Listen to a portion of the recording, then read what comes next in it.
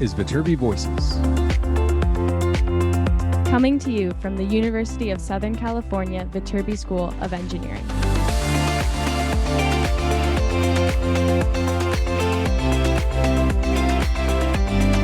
We're here to give you the inside scoop about research, classes, student life, and so much more.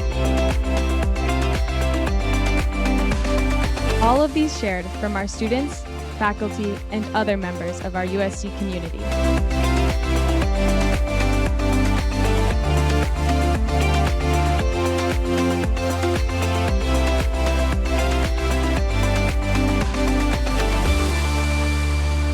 Well, hello, everybody, and welcome back to another episode of Viterbi Voices. As usual, I am one of your hosts. My name is Paul Ledesma, Executive Director of Undergraduate Admission here at the USC Viterbi School of Engineering. Hi, everyone. My name is Emily Powis, and I'm a senior studying biomedical engineering. And joining us is another regular on the pod. Matthew, do you want to introduce yourself? Absolutely. Hi, guys. I'm Matthew Kloss. I'm a senior studying biomedical engineering here at USC. I'm from Kansas City, Missouri, and I also have a minor in the classics, and I am pre-law. All right, Matthew. And I think pre-law is a fantastic transition into the topic of today's episode. Let everybody know what we're about to listen to. Absolutely, yeah. So on top of me being pre-law, I thought for this podcast, it would be great to let our listeners know about some of the pre-professional programs that we have here at USC, being like pre-med, pre-law, going into a PhD, those paths that aren't necessarily going into the job market, but continuing your higher education into even higher education, as one would say. The highest of highs. Yeah, so just as a quick primer, there's the opportunity for a student to be pre-law, pre-med, pre-pharmacy. What other ones we got? Do we remember? Pre-dental, pre-vet, pre-nurse. Yeah, there's everything for medical. All the different versions of medical. Okay. Mm-hmm. Yeah.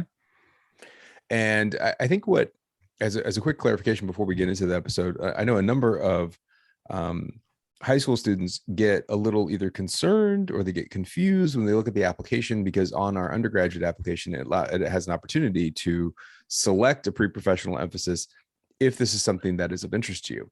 I think a lot of people miss that last part, like if that's of interest to you. I think some people think they're supposed to have some sort of pre-professional emphasis when they're going through school, and they do not. I read so many applications that have like pre-med checked, and I'm like, they want to go to medical, like they have no desire to go to medical school whatsoever. But I think they felt like they had to check something. So that is purely just something that you can do. And I think more to the point of Matthew's episode here that you're about to hear is that you don't have to be a specific major to go into a specific pre-professional emphasis, right, Matthew? So this idea of like pre-law is not necessarily a direct line from biomedical engineering. Oh, no, not at all. I mean, pre-med is fairly biomedical engineering focused because obviously medicine and the requisites make sense for it. But for PhDs or for law, it definitely can come from any of the different sides of engineering, because everyone can go into their own specialties. It's just about what you know. It's more of a lens to look at things through rather than that knowledge that you acquired through your classes. Totally. And I think it's important to understand here is that this is a great episode to get a little bit better understanding and clarity on the idea that because you study engineering for your undergraduate degree doesn't necessarily mean you're going to have the word engineer on a business card when you graduate. Studying engineering does not pigeonhole you into one particular industry, job, or idea. And I think that's why the idea of exploring pre-professional emphasis is a fantastic conversation topic, Matthew. So let's hand it straight over to you to learn a little bit more about the pre-professional emphasis and the students that you're speaking to.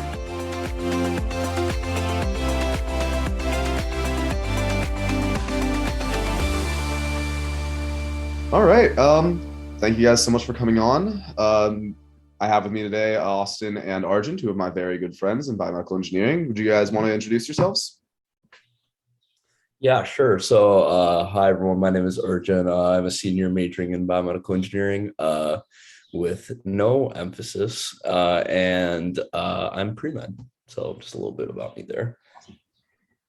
I'm Austin. I'm a senior also in biomedical engineering, which is probably why Matt brought us on. And I'm a cellular emphasis, which just means I do a whole bunch of extra cell things. And I am not pre-med, but I'm planning on like a PhD track. All right. Well, thanks guys for coming on. How are you guys' weekends going? How's life looking right now? On a long weekend, any special plans? Not really special, I'd say. Just try to take a little time in the middle of the semester, get a little bit of a break, do a little work catch up. Ideally, I'm thinking, and working ahead a little bit, especially with applications coming up and stuff like that for med school. So thinking about that and what the next year is going to look like. But yeah, apart from that, not too much. I'm going to Little Tokyo later today, so that's fun. It's something. Yeah, no, that's definitely with it. That's definitely a fun time. Gotta love Little Tokyo. Yeah, I just have to try and like get myself to do things, because my freshman year I did nothing, nothing interesting, and then the pandemic hit and I could do nothing interesting, and now I have to kind of like make life interesting before I'm done. Yeah, I know. Definitely like the senioritis of just being like, oh wait, we need to be doing stuff. Like there's so many things in Los Angeles that we've missed. Feels like to make it all count and all that. Even just like spending time with people, like over that 18 months we weren't really on campus, or however long it exactly was, made you a whole lot more appreciative of being able to see your friends on a daily basis. So I've made plans with so many people over the coming week. I think all that, I was just thinking about that over the past few weeks, especially because graduation is really close. So yeah, I've definitely been trying to be on top of that. Yeah, it's definitely setting in. But yeah, so let's get into it. So we're here today to chat about professional degrees, basically. And we're all pursuing that even higher education, this most high education beyond all that. So yeah, I think it would probably just best to start. We'll just all give a bit of a brief overview of what we're doing for the listeners, so that they have an idea of what we're thinking of doing. I mean, I guess they already know that you're pre-med, but I guess what does that entail, and what are you looking to do with it? Yeah, so like I mentioned, and Matt just mentioned again, I am pre-med. I am taking a gap year though, so I'll be applying this coming cycle, which will be in May, or start in May, and then for the ability to matriculate to a med school in fall of 2023. So I'll have that year off after graduation in the May until I start in the fall of the following year. But in terms of what do I want to do with it, I think at this stage, it's a fairly traditional medical path, in the sense that I do want to become a practicing physician. Right now I'm thinking in various procedural specialties, specifically looking at various surgical options. That's the kind of thing I think I personally find most interesting, and at this stage at least, and it's something I want to learn more about, and then but I guess more specifically within that, I do think I'm leaning towards a slightly more academic path, in the sense of I would like to work at a university clinical center, and also teach there, and also conduct clinical research surrounding whatever specialty I end up going into regarding that. So overall, that's the current vision. Absolutely, yeah, that sounds pretty good. At some point, I remember you were looking at orthopedics. Are you still planning to do that, or is that more you'll see what happens once you get there? Yeah, at this point, I'm not thinking MD, PhD. Personally, I really enjoyed doing research, or basic science research, at the undergraduate level, and I've been very lucky that my PI has been amazing, and she's given me a lot of autonomy and independence to spearhead a lot of research initiatives in our lab. And I definitely love doing that. I'm not sure if with the MD PhD, I'm not sure if I want to be that deeply involved in the basic science side of things, or like, say, for instance, be like spearheading like a lab or a research group per se. I think I like research as more like a component to complement the rest of like my actual practice, or hopefully my future practice, rather than being like the foundation of it, if that makes sense. So right now I'm thinking just the MD side of things. You're more interested in people than working with cells. Yeah, I mean that was part of the appeal, right? The stereotype that people say is like, or whenever people have to write their personal statement for med school, is like, oh, I want to help people, which is I mean, it's true, but like obviously a big time platitude. But yeah, I mean, the appeal is primarily there versus like say some other directions people can go with BME, you know, just getting that hopefully day-to-day patient interaction, I think is a big appeal for me. It's definitely more direct, which is not a bad thing in any way. Yeah. I definitely think that's the interaction with people's going to be nice. I think doing law, I think I'll probably be able to interact with more people than cells. I mean, at this point, for me, going into like patents and stuff, I'll be seeing what Austin puts out in his PhD programs. I guess that's the closest I'm going to get to science. I mean, it's possible.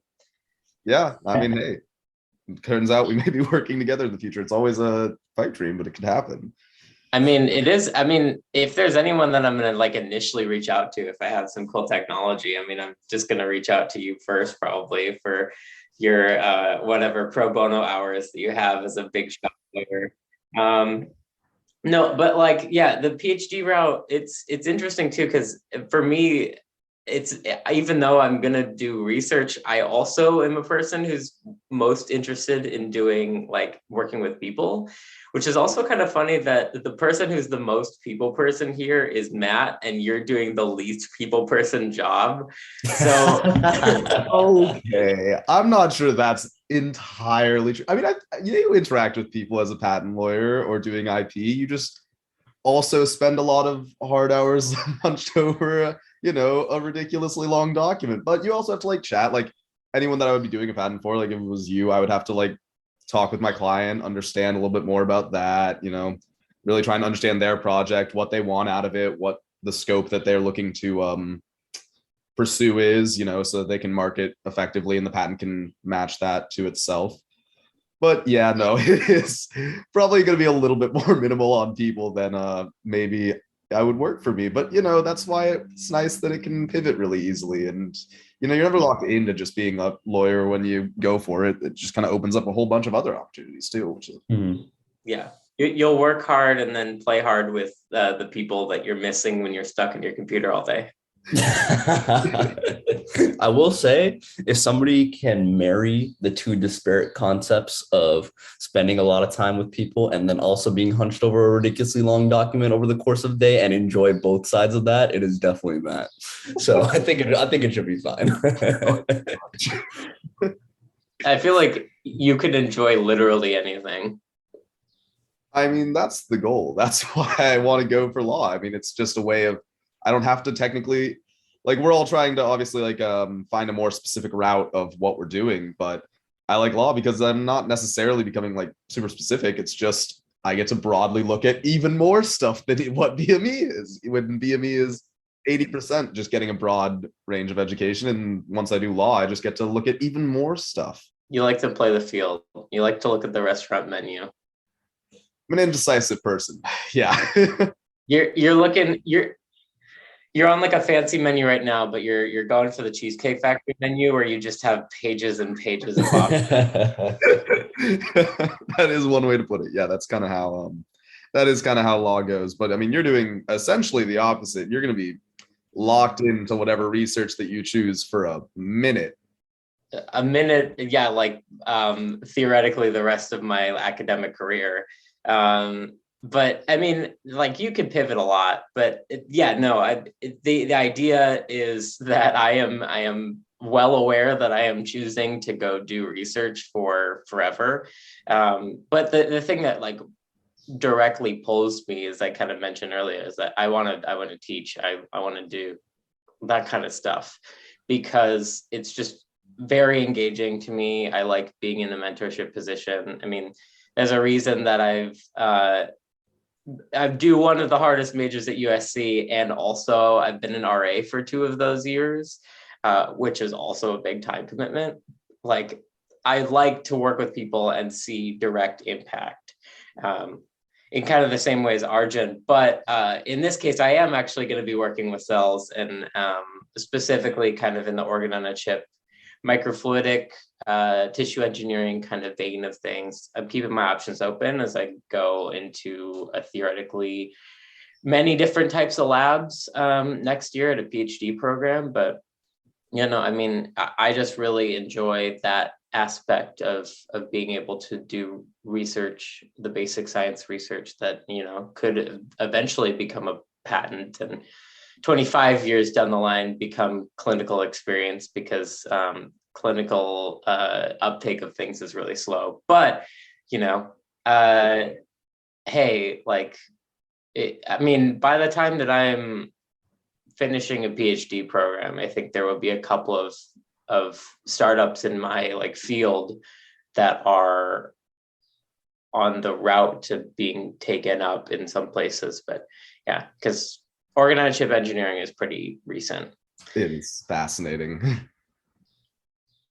I mean, I enjoy biology, but the reason why I love organ chip engineering is it has a lot of mechanical engineering in there too. It's just my lab I spent a lot of time on a 3D printer and fabrication and playing with tools and doing and building. But ultimately, what I'm building for is to put a bunch of cells on there and culture them in weird ways that mimic human function, which is the best of both worlds for me, where I am doing a lot of building and having fun with my hands. I'm going to be a Lego, a good amount of my paycheck for the rest of my life is going to go on Legos. And I understand this.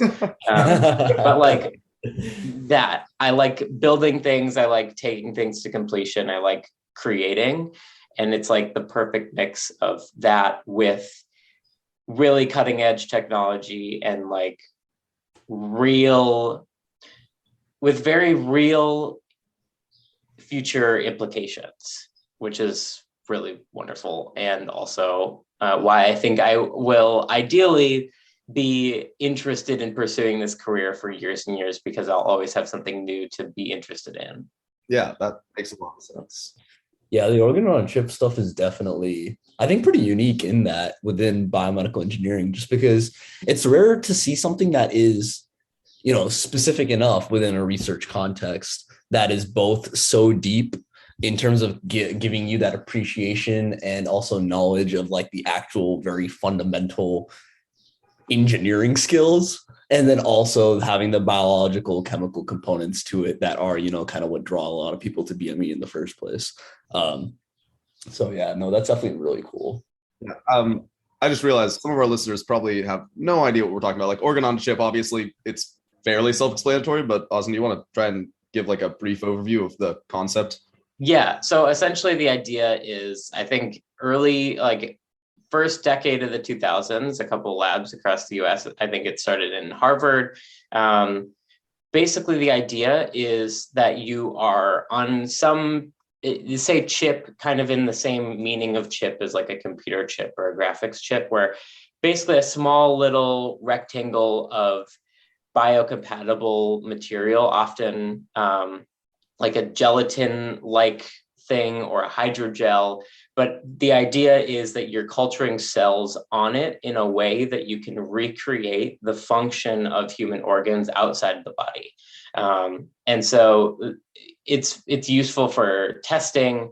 Drugs is one of the biggest applications, is that drug testing is one of the most expensive parts of drug companies, and why drugs are so expensive is because certain clinical, when you start to test drugs in people, you can't truly replicate the way that a drug will affect people by only testing on animals. But if you could theoretically test it on human organs, such as a liver or a kidney, which are two of the most common reasons that drugs fail, is kidney toxicity. If you could test it on kidney cells that are like a human organ, but not actually in a person, before you get to clinical testing, which is really expensive and takes a lot of time, then you're saving a lot of money on drugs. And then all that money goes back to consumers as well.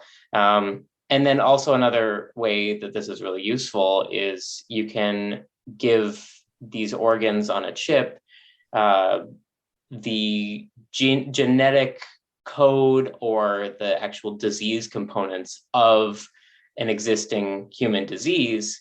And then you can do tests on them in a way that you might not be able to do inside of a person to see how these cells are reacting, to see how these cells are doing different RNA expression, et cetera, which is kind of the vein that I'm currently in of, we're basically making a chip that has cells that are dead in hypoxic, low oxygen as a result of a heart attack, right next to healthy cells, and seeing how those cells communicate by culturing them right next to each other on the same device. So there's a lot of ways it can go, and the engineering aspect of it is, how do we make a device that can culture cells on it, but also give these cells a certain type of how do we test them in the way that we want to. Right. And then that's Professor McCain's lab, right? You're in? Yeah. So if any of our listeners want to hear even more or look into it a lot, I think you guys, I assume, have a website that they can probably be found online, because that stuff is so fascinating. I really hope that all the listeners, I mean, we chose biomedical engineering, but for all the listeners, that they understand that is so fascinating. It makes sense why you would want to study it for the next however many years of your academic career. It definitely is a wealth of just such cool implication, but just also how you actually do it. And then you mentioned earlier the building with Legos, something I thought we should probably talk about is we're all engineers going into a professional degree. Theoretically, for most people, the engineering is the dead end of that. How do we think that, like, us being engineers is going to impact the fact that we're going into a professional degree? It's a completely different way of thinking. It's, what we're all about. That's the whole Viterbi concept. Personally, I know that, like, just being an engineer and going to law, I'm going to be a lot more, I guess, stringent on things than probably a lot of, like, the poli-sci or history. My way that I think about things and approach stuff, I think, is going to be fairly unique in that kind of, like, break it down, bricks and mortar, build it back up sort of concept, compared to, like, someone that might take a different view of being in poli-sci and kind of work around the object.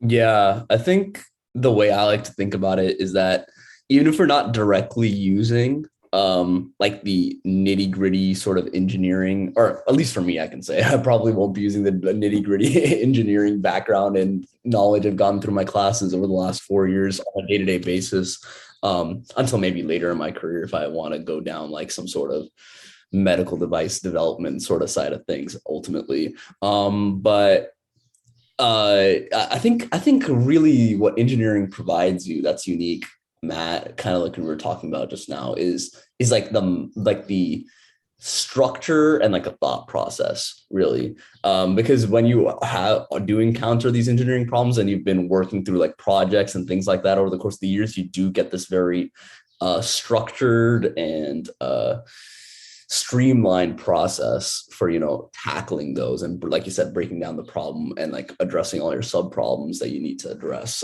and work through. I think it's also specifically, I think, especially within BME, but I think Viterbi overall does like a pretty good job of emphasizing this as something important. It's just like the intersectionality of everything. And I look at medicines, for instance, because that's what I'm planning on working in, and that is intrinsically has so much overlap, with various scientific concepts, but then also with like various fields and interest groups and all that kind of stuff that make it this complex system. But I think having the biomedical engineering background specifically, which is also inherently very intersectional with different fields and different dogma for thinking and all that kind of stuff, that I think just having that background in being something so intersectional will really help carry through as I transition a little bit more from the engineering side of things to the more medically oriented side of things. That will ultimately serve me really well with just being able to adjust to that sort of environment and really push that intersectionality side of things in medicine more.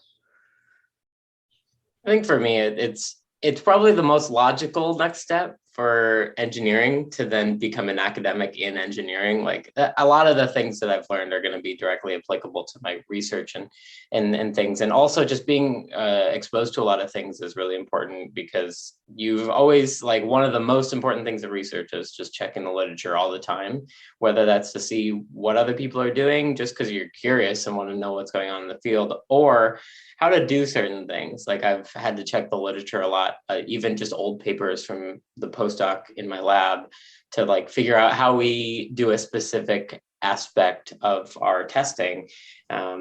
That's just like that kind of critical thinking and searching the literature is going to be really important for using my engineering concept and engineering brain to do things. And I already kind of addressed that I want to build things, I want to make things. I'm a creative person that shows up in a lot of weird ways. And again, that's kind of going to be directly useful to my research. But also, I think the big thing that is in addition to that for me is that I really want to be an effective academic lecturer and teacher as well as a researcher, which is, in my opinion, something that some engineering professors forget to think about early on enough to be a good teacher for people, and figure out how you tailor your content, how you tailor your speech, and how do you be a good mentor to the undergrads or grads that you're teaching.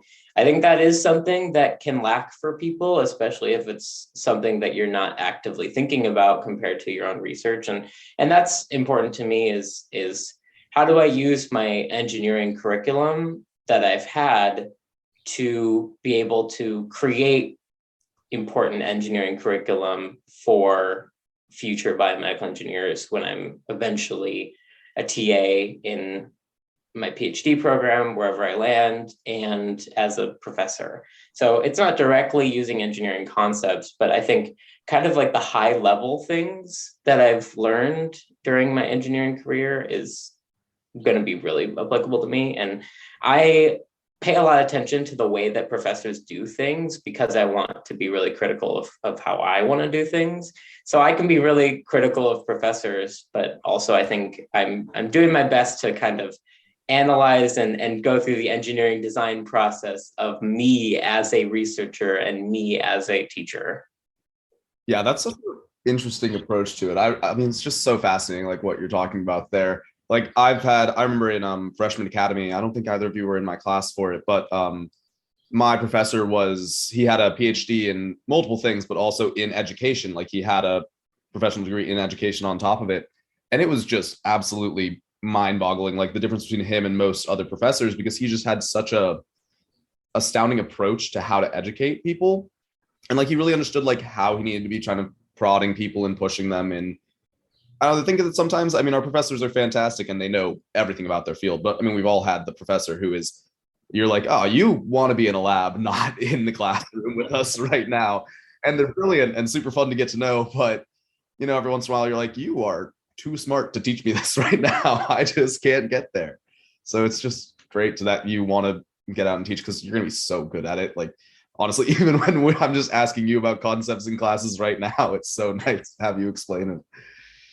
Yeah, I'm excited for all of Austin's future students to get that, because I think the point that you're making, Austin, overall too, it extends really beyond into a lot of fields. A lot of people kind of just focus on, you know, very much like the job description, like the so to speak, like the one on paper, like this is going to be my day to day, and they don't really think about some of the ancillary, like mentorship oriented stuff that is baked into a lot of these sort of roles. I know I'm kind of like you, Austin, in this regard, is that one of the reasons why I kind of want to go into like work at like a more university hospital setting at this stage is to like have a more structured way of like being a mentor to other people, whether that's like fellows, residents, med students, maybe sort of thing, because that is also something that's been not something I anticipated being super important to me during college, but it's kind of become more important to me as I've gotten involved with different things. And I've realized, oh man, I actually really enjoy this. And this gives me a lot of satisfaction, you know, whether it's through TAing or volunteering or tutoring or those kind of things. But yeah, just it can be a little unfortunate when it becomes clear that some people haven't really considered that as being part of their, as part of their role. Yeah, because there's a lot of smart people in academia and in the health field, but that doesn't necessarily mean that you can help other people be smart, because often it can come from an air of, I get it and you don't, why aren't you getting this? And also, like, mentorship is really important. Like, I don't think I'm going to be able to get through my PhD program without a lab mentor that I really will get along with.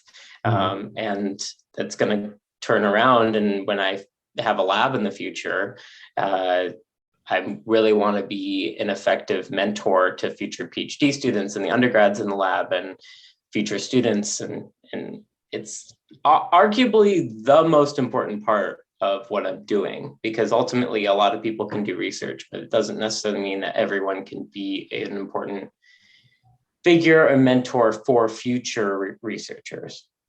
Yeah, I mean, it makes sense that all of us are pretty passionate on that topic of like education, how that should happen, considering we are currently talking about going and doing even more school than just the undergraduate portion of it.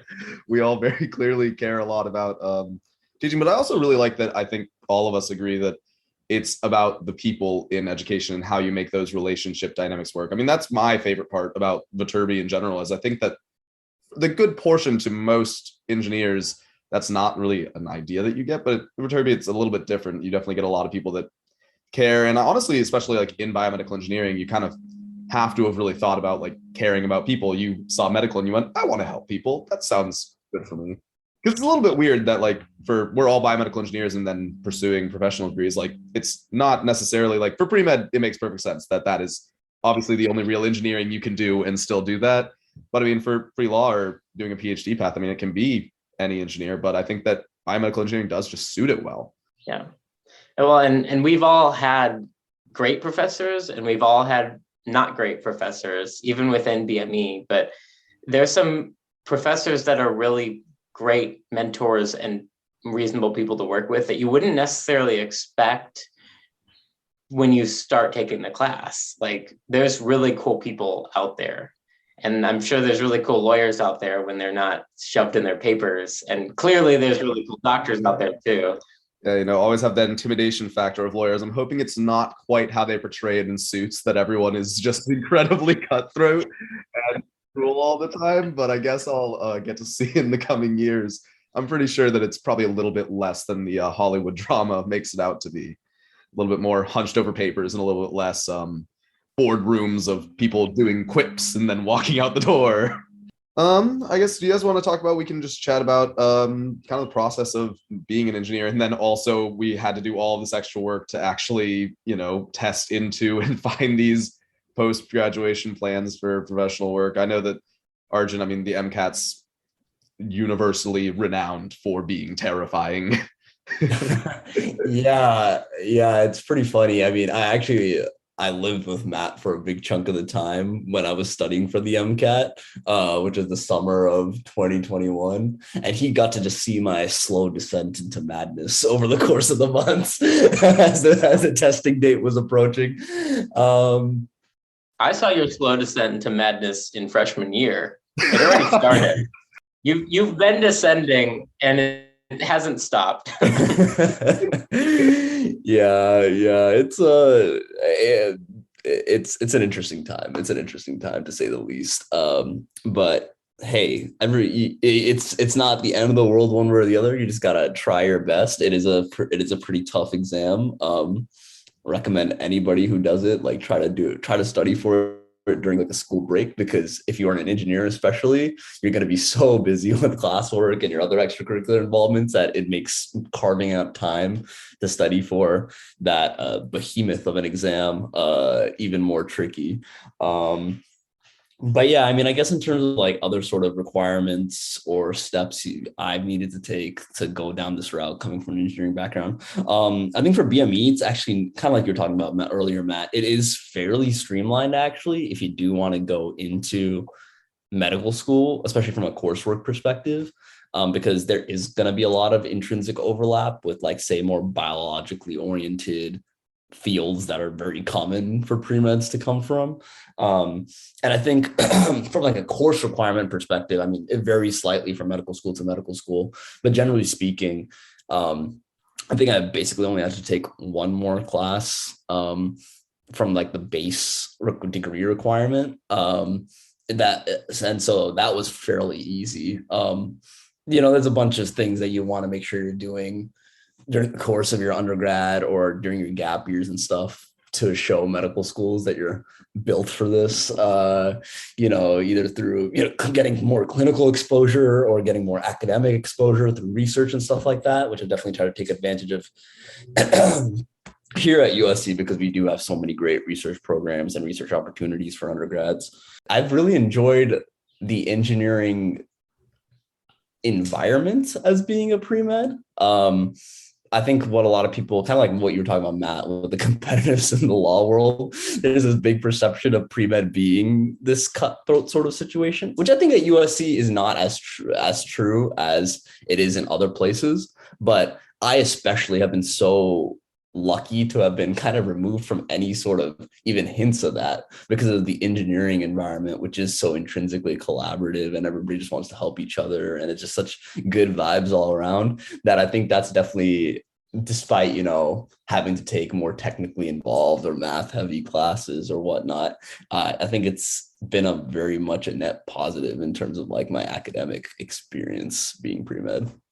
That's definitely good and necessary, because you are right. I did see the Descent to Madness. Austin, you weren't there. It was wild. Man started doing 8-hour days on this test, literally just sitting down in the room and just all the way in, just locked in on doing MCAT studying. And I was just doing my LSAT studying, figuring that out. I was like, oh, wow, that's what a real test looks like. Not that the LSAT's not hard, but, logical reasoning and understanding it, can't really study for it as much as biology or the other bits. I saw it a little bit because when I came by your apartment a couple times over the course of the summer, like anytime I saw Arjun, he would walk out of his room like a zombie, fill up his water bottle. There was no light. There was nothing behind his eyes. It was just like, hey, how's it going? And then just go back. Dang, I didn't know it came across that aggressively. Well, I mean, I'm over exaggerating for the bit, but it's not like that wasn't somewhat true. Yeah, no, there's definitely there's definitely a lot of accuracy in that portrayal of things. But hey, it's just a little roadblock that you got to get over. I mean, your application's like a full year, basically. It is a long cycle. A lot of things with medicine are long. The application, the MCAT, the actual training process. So you definitely got to be in it for the long haul, which can, I know, be a little scary. I know, I think it's normal for everybody to have doubts with something that feels that committed and is also just that long term. But, it's also, I think, the other sort of thing I think that applies generally to people as they're trying to figure out what they're trying to do post-grad, is that it is just a little scary to be like, okay, this is what I want to do right now. But I think the thing that we always have to remember is that, one, we can always pivot, and having that engineering background, especially that BME background, is really useful for that. Like, you will be very hireable, in pretty much any field, provided that you've done, the legwork to show that, you're interested in that field and you have some background in it, even if it's completely disparate from engineering. And two, it's not really it's not a decision you can always make with fully informed, there is always going to be some instance of projecting or guessing or thinking oh, this will likely be, based on the experiences that you can get, because you don't know until you're actually doing it. Right. But yeah, it's just a fear that everybody goes through, I think, to varying extents, but everybody goes through. And you just ultimately got to look at it as, I can make the best decision for myself right now and just take it from there. It'll work out regardless, I promise. Yeah, I mean, I think that we definitely both get, anyone doing professional degree program, or even just going into it, actually, but especially for the professional degrees, we're all locking ourselves in for at least a lot of theoretical debt, or, a job market. And we've done as much as we can to understand the impact. But like you said, it's kind of just a leap of faith for all of us. And when we're getting into it, Austin's jumping into 7 years of it. So if you don't know how a PhD works, My application process, going back to the actual question, is not too bad. I would say it's you do a GRE. Some schools require it, some schools are not. I think a lot of schools might be kind of on the border of it, especially with the pandemic. Like with the pandemic, a lot of schools didn't require it because it was hard to access. But I think some schools are cutting it out entirely. It's essentially like a beefed up SAT, ACT. It's not that specific for what you need for the actual like PhD application. The only added thing is that there's a couple essays on it that are probably the hardest part and the most new part. Also, the reading part of it is super vocab heavy, so not as fun. But the rest of the application process for me was reaching out to potential professors at different universities and getting an idea of their research and their lab. And also some schools actually will only accept you if you have chatted with a professor in some way, shape, or form. And a lot of schools aren't, because those schools who aren't are reasonable. But also planning out kind of how I'm going to write my application. The applications are probably slightly easier than the undergrad applications in some way. It's like there's less things you have to put there, but anything you do, you have to kind of write about why it's important, why it's applicable, and write about your own research and what the kind of impacts you want to have on things. And for me, I'm a very outwardly queer person, and there is almost no queer representation in especially engineering academia. I mean, at USC, I cannot think of a single professor who is queer. And so it's important for me. And it was something that I put on my application in some ways, is I don't have anyone to look at. And often an academic space can be hostile for queer people because people are here for a while. So there's the academic career doesn't change through very often. People don't leave. There's not a lot of new people very consistently. So that's also important for me. But yeah, I mean, the PhD program, it's going to be 4 or 5 years for biomedical engineering, depending. I talked to a TA today in one of my classes who's on his 8th year, just because of situations with professors leaving the university and things, and that screwing things up. You both know the TA for 405. He's on his 8th year, but he basically typically 4, 5, 6 years of doing mostly lab research, ending up in a dissertation in your thesis about the research you've done. Usually 1 or 2 really big papers plus a couple more that are smaller that might lead up to those big papers or a review. But it's mostly research with a little bit of classes in your first couple of years, which also means I will be getting essentially a master's while I'm getting a PhD, but I'm not going to be paying out of pocket for it, because my PhD program is paying. Anywhere I go, they will pay for my tuition, and I believe they will also give me health insurance and a salary. So it's not a huge amount of money, but it is nice that I don't have to come up with that money for years and years and have to keep taking on loans in the way that you might have to if you're going to law school or medical school.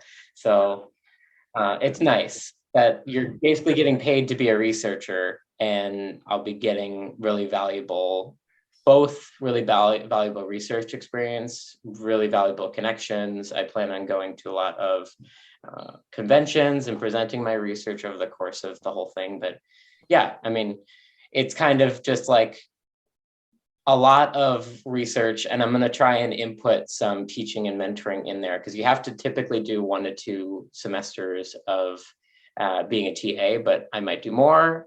Some schools that I'm interested in have an engineering education certificate that I plan on doing, kind of in the same vein as your professor who got an EDD, Matt. But I want to supplement my research knowledge with practice of being a mentor, because that's the reason that I don't want to get a PhD and go into industry. I want to get a PhD and go into academia. And so hopefully future schools want to hire me. That's the worry, but after PhD, it's probably postdoc first, and then eventually an academic job. I'm pretty confident that all the schools are going to want you. I mean, at this point, you are such an impressive person. And also, I'm pretty sure that they'll be very excited to have someone that cares about the people that they are meant to be teaching. I think I'll just close this out talking a little bit more about, nuts and bolts of the law process, which works out well because it's probably the simplest compared to med school or going into, a PhD program. Because, I mean, for law school, I mean, lawyers are, the cutthroat thing definitely extends to how they view applications for law school. Holistic review is not something that they care as much about. Like you guys are talking about, like you need to show interest and do this and have contact with professors. And for law school, there's like, all right, so you took the test, right? You also have this other number that is your GPA. Let's put those together and see if you get into this school. Other than that, we're vaguely interested in like why you want to become a lawyer. I mean, you have to write the personal statement. And like some schools have supplements, but to be honest, like I did no more than 3-4 pages of writing for any of my applications individually. And most of that was the same personal statement. So maybe wrote like 10 pages total for all of my applications to 10 different schools, which is definitely a bit different. They're definitely pretty straightforward in how they want to approach law school. And then you have those 3 years where you get through it, do a whole bunch of reading, and then you go into law and you see how that turns out. Hopefully for me, I'll be going into patent. Maybe I'll be working with a university system, and that'd be fun. I get to do all that reading. Like you said, it's definitely a helpful part of the engineering process is that we do all of our journal reading. It's definitely something that'll come in handy as a lawyer, that I can just read ridiculous scientific documents. I think that most of my people in my session would not be up for reading out full journal articles, but that's kind of the whole nuts and bolts of all of it.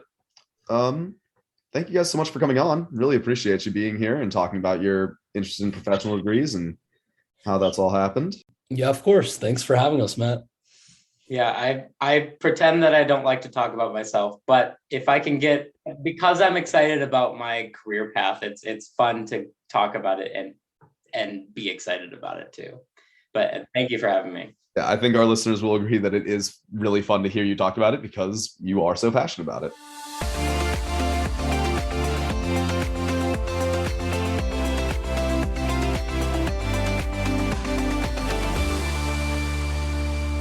Awesome. Thanks so much, Matt. So I always get the question, why would you choose to be pre-med in engineering? That just seems like the hard way.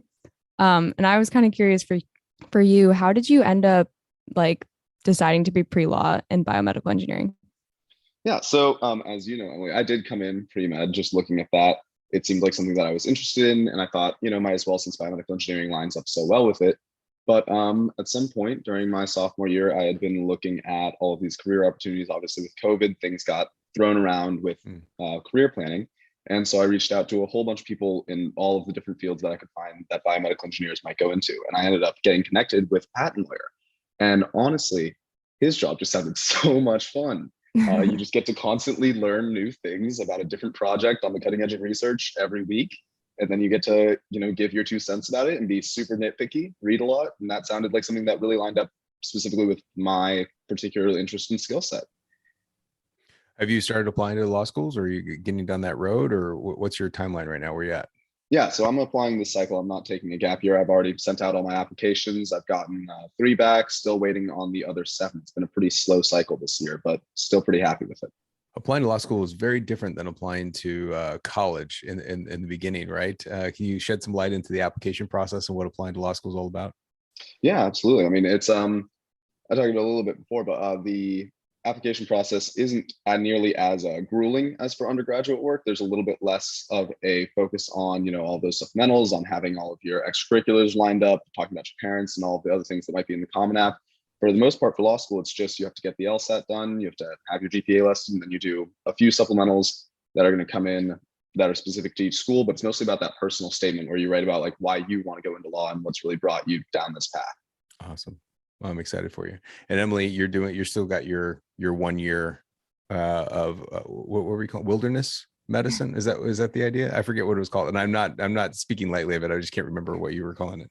No, yeah. I was planning on just like living in Bishop and working somewhere in like the medical industry. And I think right now I'm looking towards ski patrol. Cool. So yeah. Awesome. Ski patrol. That is fantastic. All I can think about when I hear ski patrol is horrible movies from the 80s that involved ski patrols with some sort of bad guy with blonde hair named Blair or something like that. That just shows my age because you guys probably have no idea. There's a string of movies that were like teen, like weak guy on the learning how to ski, and the ski patrol were like bad guys. It was just bad stuff. I think they had so many of those movies out back in the day. I don't know if you ever saw them, but Oh, absolutely. Yeah, no, I had quite the penchant for watching movies that unfortunately are now referred to as pretty old. Yes, they're very, very old. And then I think to further go down that line of completely unessential conversation is did you guys ever see the movie Hot Tub Time Machine? I've heard of it. Oh, Okay. It's a hilarious movie. It is so silly. It is so just out of the clear. It's basically like taking those 1980s like movie tropes. First of all, there's a time machine. Second, it's a hot tub. But it goes back, they go back to the 80s, and it very much plays on those, like, because they're at like a ski resort and there's like the bad guys ski patrol people that want to fight them all the time. I'm gonna have to go watch that again. Anyway, yeah, that's what you get for having conversations with me, is we go down a road that we don't need to go, and hence here we are. Well, there's no transition out of that other than to say thank you so much, Matthew, for bringing this episode to us. Emily, thank you again. And for all of you out there, thank you for listening. If you've even made it this far, I think we owe you money at this point. So thank you. Have a fantastic rest of your day, week, year, wherever you are. We'll see you again soon. Bye-bye.